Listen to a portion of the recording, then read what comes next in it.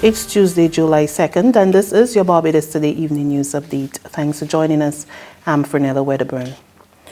Chief Economic Counselor to the Minister of Finance, Economic Affairs and Investment, Ambassador Dr. Clyde Maskell, says the economy is on course to record some economic growth in the second half of this year. He made the prediction this morning while addressing a breakfast meeting hosted by the Barbados Stock Exchange, Inc., which rebranded its junior market as its innovation and growth market.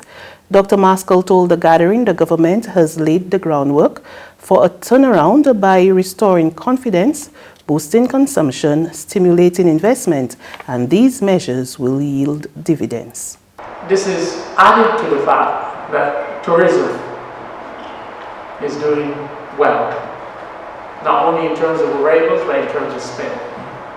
This is added to the fact that there are non-fiscal things that the government has done with respect to town country planning and other legislation in order to help and facilitate business and investment. This is added to the fact that is evident to those who wish to see that there's a return of confidence in the Barbados economy in less than a year and a half after the introduction of BERT. So that the combination of increased spending, which is a necessary thing, especially in an environment where the government's foreign reserve position has improved remarkably, and where there has been expression, and more than expression, of investor confidence, I think it is fair to predict that in the second half of this year, there will be an upward movement in the Barbados economy. Fire destroyed a truck and crane at the construction site of the Kooyman megastore at Kendall Hill, Christchurch around 11:45 this morning. No one was injured. And according to the construction manager with Mojani Construction Limited, David Collins, the blaze was quickly brought under control. One fire tender from the Bridgetown Fire Station responded to the incident. The truck and crane were subcontracted by Mojani Construction Limited. Investigations are continuing into the cause of the blaze. The Congress of Trade Unions and Staff Associations of Barbados is calling for a national response to rising crime in the country. In a strong statement today, Situsab described the unprecedented level of gun violence and gun-related murders as horrific. General Secretary Dennis DePisa warned that if left unchecked, the situation could possibly stagnate economic development, harm the tourism product, and deter foreign investors. While commending the efforts of the Royal Barbados Police Force to arrest the problem, Situsab urged the government to do more to boost the numbers in the force. It also called for aggressive action to stem the supply of guns through the island's air and seaports. The Mia Mottley administration has come in for high praise from Canada for its management of the economy since taking office in May last year. Addressing a reception last evening to celebrate Canada Day, High Commissioner Marie Legault said the government has done a remarkable job in reducing the debt to GDP ratio. When you start from being the third most indebted in the world, the most indebted country in the world, at 176% debt to GDP, and you bring it down in a year to 120% debt to GDP, that's pretty amazing.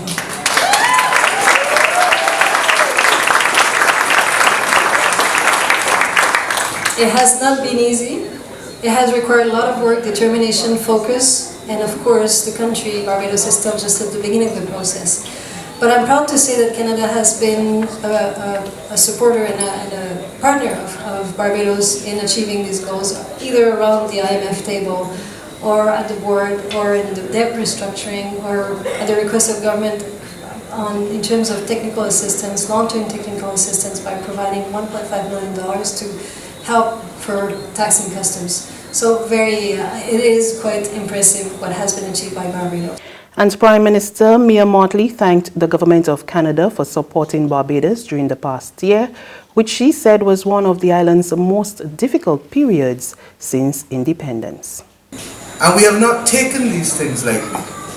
We're conscious that we don't agree necessarily on everything, and that even though we may disagree as to the road, at least our commitment to peaceful solutions, whether through Lima or non-Lima procedures, will allow us to have the same objective. But almost on everything else, our values and our principles have coincided. And the first step to determining whether you are a true friend is first to determine who and what you stand for. And I have therefore come to exercise very simply the task this evening of saying to you and to your government, thank you for walking this difficult road with us. To sports now, the West Indies and Sri Lanka have been fined for a slow over rate in the ICC Men's Cricket World Cup match in Durham on Monday, which Sri Lanka won by 23 runs.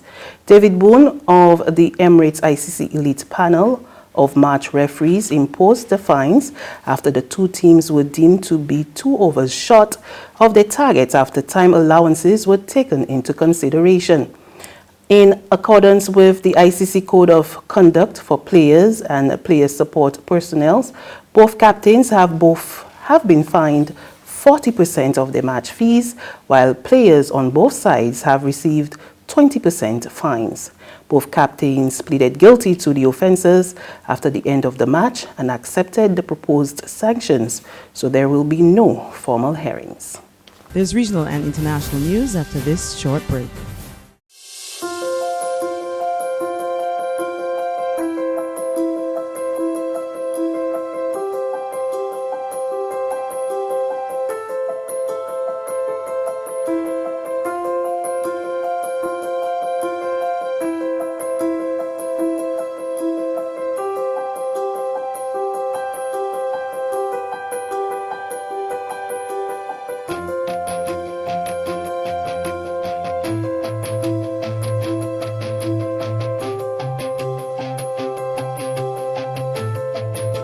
Barbados Today, news you can trust. To regional news now, Jamaica's Agriculture Minister Audley Shaw is determined to crack down on predial larceny, and he's proposing that all farmers are registered to sell their produce. Agriculture ministers before Audley Shaw have implemented various security initiatives to clamp down on the stealing of agricultural produce. Still, none has yielded any success. The receipt book was the latest initiative to curb farm theft, and now Mr. Shaw wants to make sure that only registered farmers can sell their produce. For instance, you have the big jam processors down at Williamsfield, right down the road from here. It cannot be that anybody can take up produce and go and sell to them. That would mean that people can steal produce and carry it down to an export facility and without any explanation, without any authorization, without any registration, and selling produce. So we have to strengthen that system. Mr. Shaw also suggests that formalizing the way businesses are carried out is another way of helping to cut out predial larceny. The more we make things formal, is the less the criminals are going to be able to abuse us. And on the international front, investigators are still trying to get to the bottom of how a suspected stowaway fell hundreds of meters from a plane flying over southwest London. We get more in this report from Reuters Television. A stowaway fell from an airplane and landed in the garden of this South London house, narrowly missing a sunbather. Police say they believe the man was hiding on a Kenya Airways flight from Nairobi to the UK's Heathrow Airport and fell into the Clapham property's garden when the jet opened its landing gear doors to lower the wheels. The resident of the property, which is more than 10 miles from Heathrow, was sunbathing just meters away when the body hit the ground. Sunday's incident was not the first of its kind on the approach to Heathrow. There have been 2 other stowaway deaths in recent years. In 2012, a man from Mozambique was found dead on the pavement in East Sheen. He had been hiding on a British Airways flight from Angola. And in 2015, the body of a stowaway on another British Airways flight coming from Johannesburg landed on a shop roof in Richmond. A second stowaway survived the 10-hour flight and was found in the undercarriage of the plane. In a statement, Kenya Airways expressed its condolences about Sunday's, quote, unfortunate incident. When the plane landed at Heathrow, a bag, water and some food was found in the landing gear compartment of the plane. A post-mortem examination is due to be carried out on the unidentified stowaway. And that's news, but for the very latest, visit our website www.barbadostoday.bb. You can also subscribe to our e-paper, email updates, or like us on Facebook, and sign up for our breaking news alerts via WhatsApp. We're also on Izumi Media and bus terminals, as well as screenplay at supermarkets and gas stations near you. And you can also hear us on Mix 96.9 FM and Capital Media HD 99.3 FM.